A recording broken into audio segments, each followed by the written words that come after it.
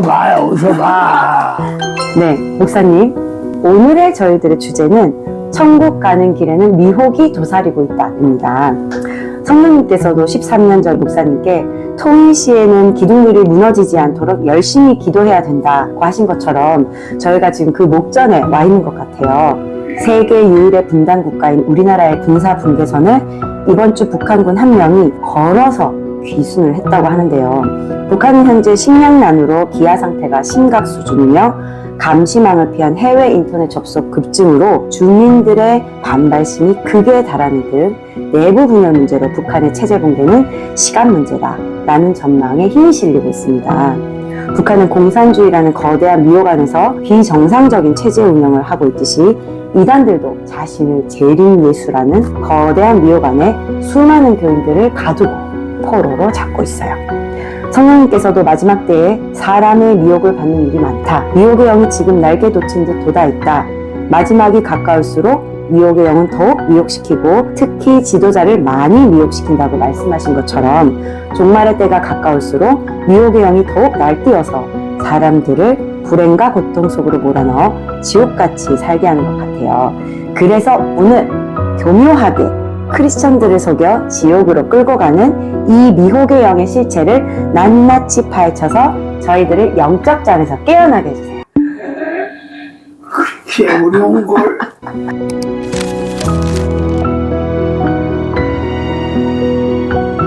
네, 목사님 성경에 보면 사실 미혹의 영, 미혹의 역사라고 하면 교회에서 듣기는 들었지만 개념도 잘 안 잡히고 좀 모호한데요. 미혹의 영의 정체는 정확하게 무엇인가요?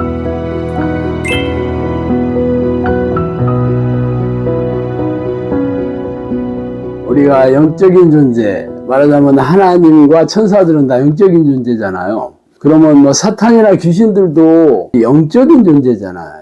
눈으로 보이고 뭐 귀로 들리고 과학적인 방법으로 증명이 되지 않기 때문에 사실 이 실체를 알려면 성경이 교과서니까 성경에서 나와 있는 대로 하나님을 만난 사람들 혹은 성령의 능력이 있는 사람들이 이 악한 영의 존재를 이렇게 체험을 통해서 알게 되는 거죠. 그러면 이 귀신들은 어떤 식으로 사람들을 공격하냐? 우리가 뭐 교회에서뿐만 아니라 세상 사람들이 알고 있는 귀신들은 전부 공동묘지나 교실 괴담, 뭐 이런 데서 사람들에게 쫙 나타내서 막 손톱으로 핥히고 막 칼을 입에 물고 막 이런 식의 귀신들 이야기만 알고 있지 실제적인 악한 영들의 공격에 대해서는 거의 체험해 본 적이 없죠. 물론 성경에는 많이 나와 있습니다. 성경에는 악한 영들이 사람 안에 들어가서 여러 가지 정신질환도 일으키고 고질병도 일으키고 장애도 일으키고 눈도 멀게 하고 막 벙어리도 되게 하고 그러잖아요. 그리고 사람들을 이렇게 죄를 짓게 해서 죄인으로 만들어서 불행과 고통에 겪게 하다가 지옥으로 던져지게 하는 게 사실은 귀신들이거든요. 그렇다면 왜 이게 미혹의 영이냐? 우리가 미혹이라는 말은 뭐 이렇게 많이 쓰는 단어가 아니지만 헬라어 속이다라는 말을 번역을 속이는 영인데 한자어로 그냥 미혹이라고 번역한 거예요. 말하자면 속이는 영이죠. 귀신들은 당연히 사람들을 속이는 영인데 거짓의 아비, 그러니까 거짓말로 속이기도 하고 아니면 계시록에 보면 온초 나를 꿰는 자, 꿰다라는 말이 속이는 자예요. 말하자면 어떻게 하냐면 생각을 통해서 속이는 거예요. 그러니까 이 영적 전쟁터가 어디냐면 사람의 생각이에요. 머리 안에 사람들의 머릿속에서 귀신들이 속여서 생각을 넣어줘서 하나님의 뜻에 불순종하게 하는 거죠. 이게 죄를 짓게 만드는 거예요. 성경에는 그래서 시험하는 영이라는 말도 쓰고 있습니다. 시험하다라는 것은 하나님께서 믿음이 있는지 없는지 테스트를 한다는 뜻의 시험이고 또 유혹이라는 말도 같이 번역을 하는데 이것은 귀신의 입장에서 보면 죄에 덫을 놓고 유혹을 해서 죄를 짓게 만드는 거죠. 이게 똑같은 말이에요. 하나님 볼 때는 믿음이 없는지 있는지 테스트를 하는 거고 귀신의 입장에서 볼 때는 죄를 짓게 유혹하는 거죠. 그래서 이 시험하는 영 혹은 미호경은 같은 개념이에요. 그러니까 어떤 식으로 시험을 해서 죄를 짓게 하냐면 생각을 통해서. 그럼 어떤 생각이냐면 당연히 내 생각, 내가 옳다는 생각이죠. 인본적인 생각, 합리적인 생각, 이성적인 생각. 그러니까 다 속아 넘어갈 수밖에 없죠.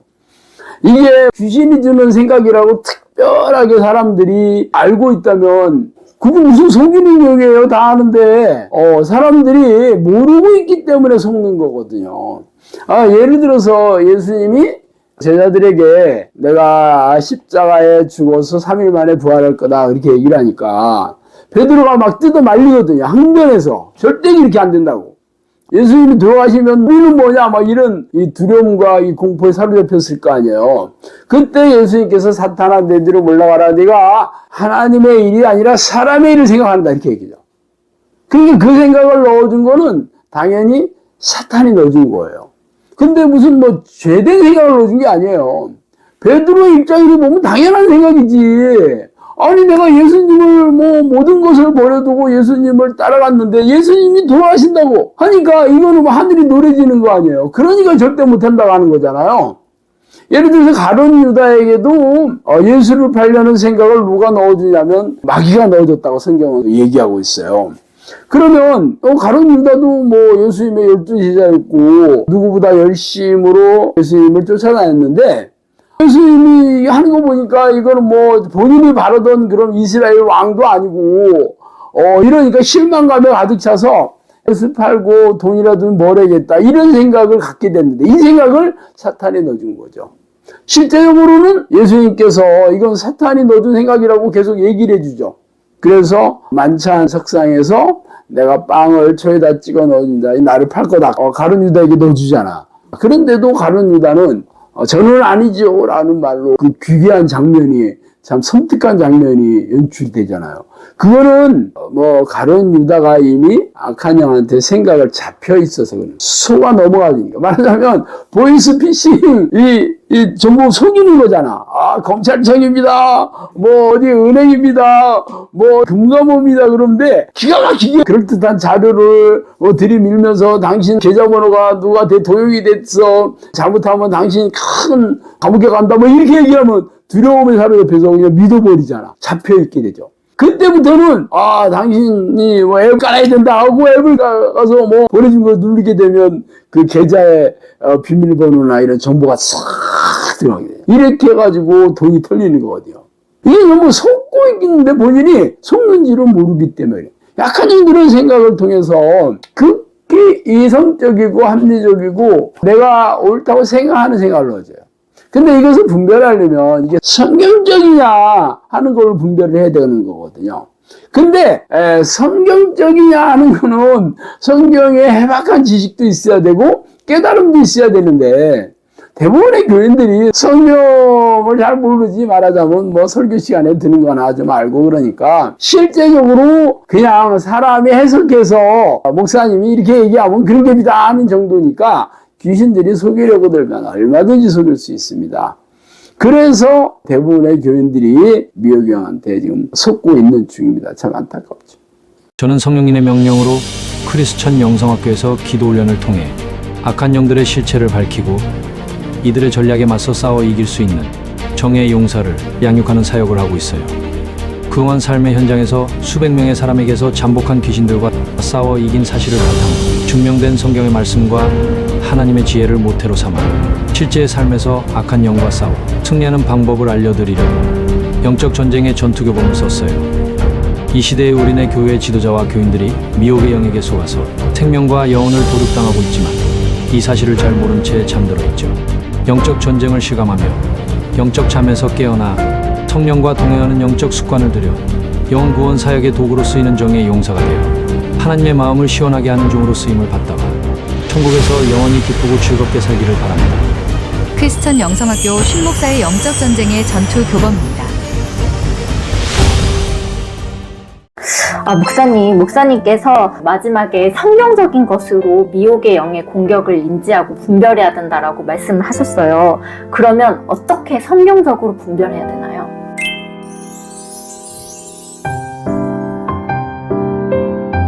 사실 성경은 백과사전이 아니거든요. 성경에는 내가 궁금한 내용들을 일목요연하게 쫙 이렇게 써 있는 책이 아니에요. 그리고 뭐 성경은 시도 써 있고 무슨 편지도 있고 뭐 혹은 역사책도 있고 어떤 사건에 대해서 기록한 내용들도 있고 내가 궁금한 것들을 일목요연하게 써 있는 책이 아니기 때문에 이 성경에 이게 녹아 있는 하나님의 뜻을 알려면 성경을 늘 읽어서 성경의 내용들에 대해서 해박하게 알아야 돼요. 일단 지식이 있어야 돼요. 성경 지식이. 그렇지만 성경 지식만 있다고 해서 이것을 잘 분별하는 건 아니고 성령님께서 주시는 깨달음이 있어야 됩니다. 이게 성령이 주시는 거예요.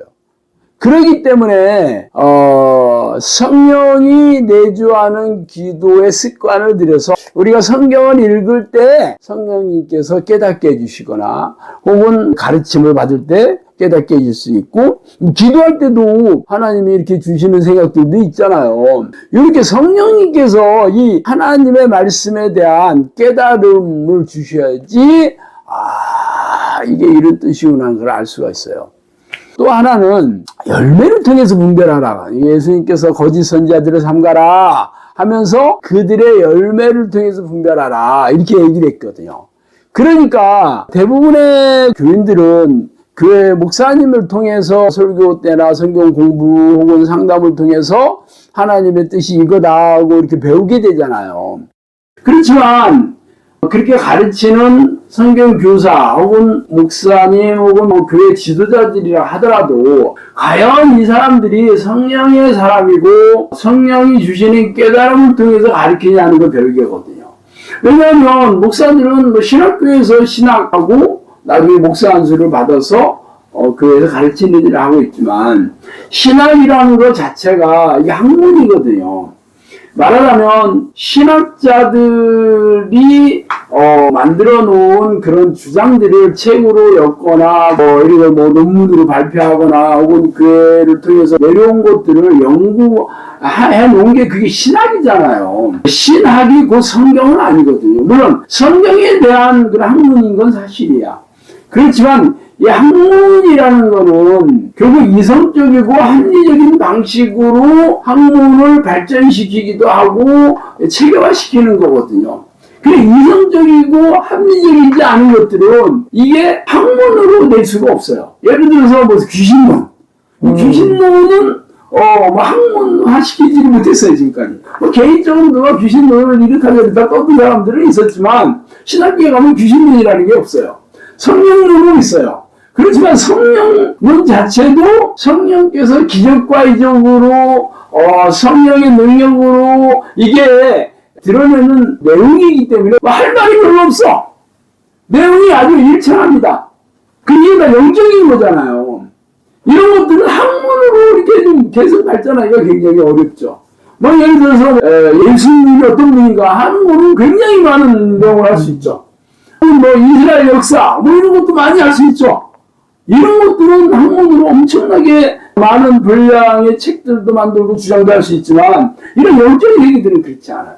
그래서 이 사람이 과연 성령님께서 인도하시고 성령님께서 깨달음을 통해서 가르치는 그러한 하나님의 사람인가 하는 것은 그들이 성령 열매가 있어야 되는 거죠. 성령 열매는 대략 성경에서 얘기한 게 두 가지인데 하나는 갈라디아에서 나오는 거룩한 성품들을 9가지 열매를 얘기하잖아요. 그리고 또 하나는 성령께서 하시는 일이 영혼구원사역이거든요.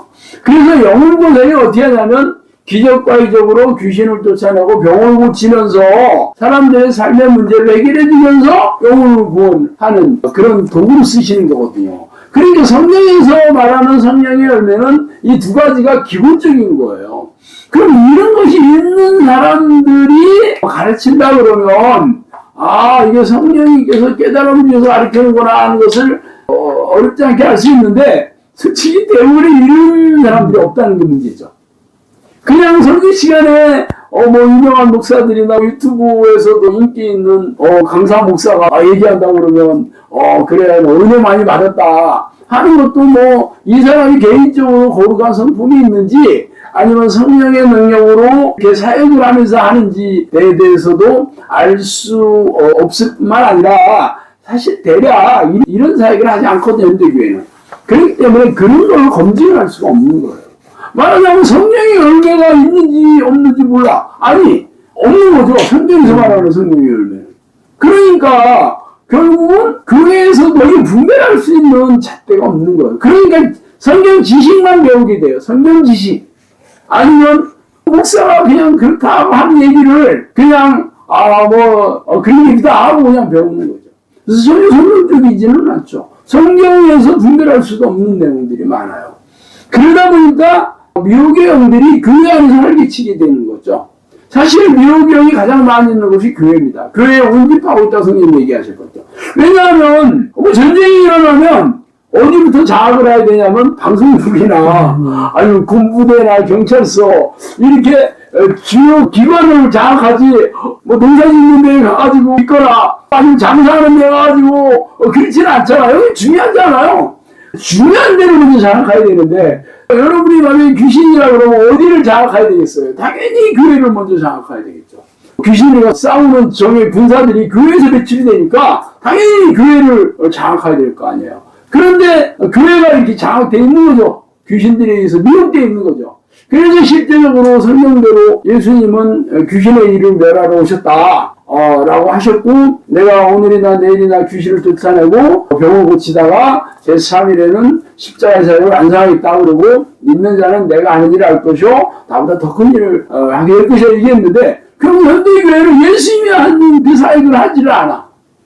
그냥 여러분들은 교회에 오신 분들은 다 공부했습니다 하고 그냥 예배 잘 드리고 교회 봉사 열심히 하면 축복받는다 하고 퉁치지 열심히 사역을 해요. 이 귀신을 쫓아내고 귀신과 싸워 이기는 정의용사를 배출하지 않습니다. 그러다 보니까 미혹의 영한테 철저하게 미혹되어 있는 상태인데, 참 이런 것들을 성경대로 얘기를 해줘도 기존 교회에서는 이런 얘기를 거의 들어본 적이 없기 때문에 그냥 낯설죠. 성경에서는 그렇게 얘기하고 있지만 실제적으로는 이런 얘기를 거의 들어보지 못하고 있으니까 이상하고, 내가 늘 익숙한 게 아니다 보니까 이상하다 그러면 이단이다 그러고 뭔가 냄새가 난다 그러고 위험하다 그러고 이런 말을 포장해가지고 못 듣게 하는 거예요. 진짜 안타깝기 짝이 없지.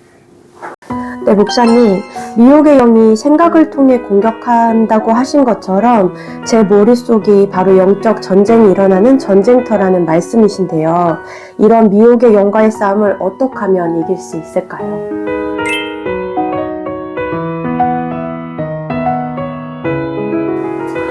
사실 성경에는 쉬지 말고 기도해라. 예수님께서도 종말이 가까울수록 깨어서 항상 기도해라 이렇게 얘기하잖아요. 근데 현대교회는 기도라는 게 자기가 원하는 것을 구하는 것이 기도인 줄을 잘못 알고 있는 거예요. 원래 이 기도라는 건 하나님과 이렇게 교제하는 거거든요. 하나님과 이게 사귀는 게 기도거든요. 그러면 이 귀신들은요, 항상 끊임없이 집요하게 하나님의 뜻이 아닌 생각들을 계속 넣어줘요. 이게 사람을 죽여라, 두드려 패라, 어디 훔쳐라, 이런 생각을 넣어주면 우리가 그거 알죠. 내가 왜 이런 생각을 하고 있지? 하고 아는데, 내가 옳다는 생각들. 누가 나한테 뭐라 하면 미움, 이렇게 일어나잖아요. 그러면 이게 미워하는 것 자체가 죄거든요. 그렇지만, 나한테 뭐라고 하니까 미워지는 건 당연한 거야. 이렇게 생각을 하게 되죠. 내가 옳다는 생각이에요. 이거는 저 상대방이 나한테 잘못하는 거지. 그러니까 내가 미워하는 거는 당연한 일. 이렇게 생각하잖아요. 그게 지금 속고 있는 거거든요. 성경에는 우리가 남을 미워하는 게 그 이유가 저 사람이 잘못했기 때문에 너는 미워하는 건 당연하다 이유하지 않고 그냥 미움 자체가 죄라게 했거든요. 화를 내는 것 자체가 죄라게 했잖아요. 왜 화를 낸다는 물어보지 않아요. 이 성경에는 내가 미워하고 염려하고 걱정하고 두려워하고 화를 내고 싸우고 억울해하고 시기하고 질투하는 이걸 죄라고 하고 있는데, 이게 악한 영들은 상대방이 너한테 이렇게 했으니 너가 미워하는 게 당연한 거야. 네가 이 상황에서 어떻게 염려 안 할 수 있어? 지금 세상을 봐. 너 지금 회사 장사 안 된다고 그러는데 너 잘릴 건데 너 걱정 안 될 수 있겠어? 불안 안 하는 게 이상한 거야? 이런 생각을 넣어주죠. 그게 속고 있는 거예요. 그래도 이게 속고 있는지 모르기 때문에 계속 죄를 지면서도 죄를 쌓아두고 있는 거거든요. 그렇게 되면 죄인이잖아요. 죄를 짓고 회개하지 않으면 죄인인데, 죄인들은 귀신들이 합법적으로 포로로 삼아서 불행과 고통을 주어 지옥으로 던지는 거예요. 왜냐하면 죄인들은 하나님을 어떻게 할 수가 없어요.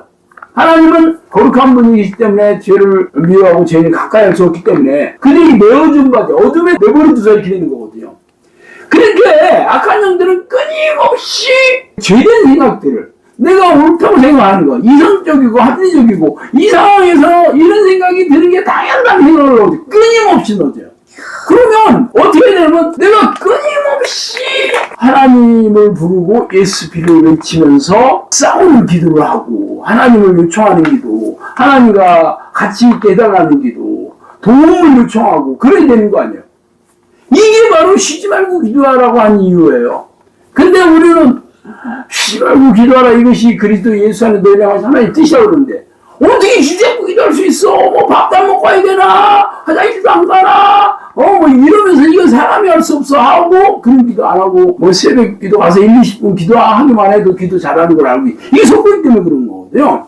실제로 왜 쉬지 말고 기도하라고 했냐면 악한 영들이 끊임없이 쉬지 않고 죄된 생각들을 넣어주기 때문에 우리가 하나님을 끊임없이 불러서 성령께서 깨닫게 해주셔서 귀신들의 생각을 분별하게 해서 귀신들의 이 생각들을 안 받아들이고 싸워서 이길 수 있도록 하기 위해서 끊임없이 기도하라 한 거거든요. 끊임없이 성령님의 도움을 요청하고 끊임없이 예수 피로 귀신들의 공격을 싸워서 이겨야 되는 거죠. 근데 그래서 이거 몰라. 그러니까 성경이 아무리 쉬지 말고 기도해라, 항상 깨어서 기도해라, 전심으로 기도해라 했어도 이거는 뭐 내가 원하는 것을 끊임없이 구하는 건가 보다. 그리고 한번 얘기했으면 됐지. 똑같은 얘기를 수십 번씩 얘기해도 믿음이 없는 거야. 그리고 좀 이상하지 않아? 내가 주시옵소서 했으면 된 거지. 뭐 또 주시옵소서 또 주시옵소서 이게 되는 거야. 말도 안 돼. 하고 안 하는 거지. 근데 실제로는 그런 기도가 아니에요. 약한 영가 끊임없이 싸우는 기도고 하나님을 끊임없이 불러서 나와 동행하는 삶을 살기 위한 이 기도를 하라는 거죠. 이걸 하지 않고 기도를 잃어버리고 교회 마당을 밟기 때문에 사람들이 귀신들한테 속수무책으로 당하고 있기 때문에 결국은 교회 다니는 사람들도 생사랑과 진배 없이 전부 무능하게 살고 무익하게 살고 고단하게 살고 팍팍하게 살고 생사람이 걸리는 병 그대로 걸리고 사람이 이혼한 이혼이 똑같고 망하는 것도 똑같이 망하고 그렇거든요. 이게 참 안타깝게 짝이 없습니다. 네!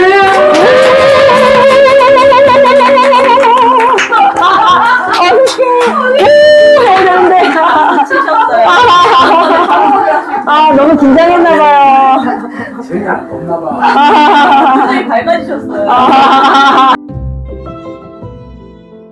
기도란 하나님을 만나 대화하고 교제하는 영적 행위예요. 그러나 영적인 눈을 뜨고 하나님의 음성을 듣고 깨달음을 얻는 기도를 하는 것은 쉬운 일이 아니에요.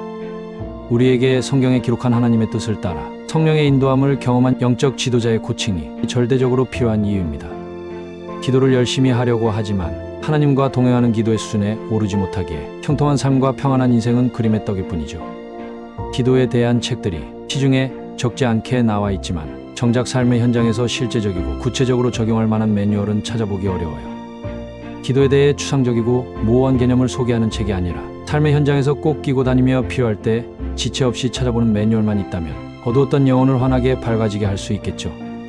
그래서 이 책을 쓰게 되었어요.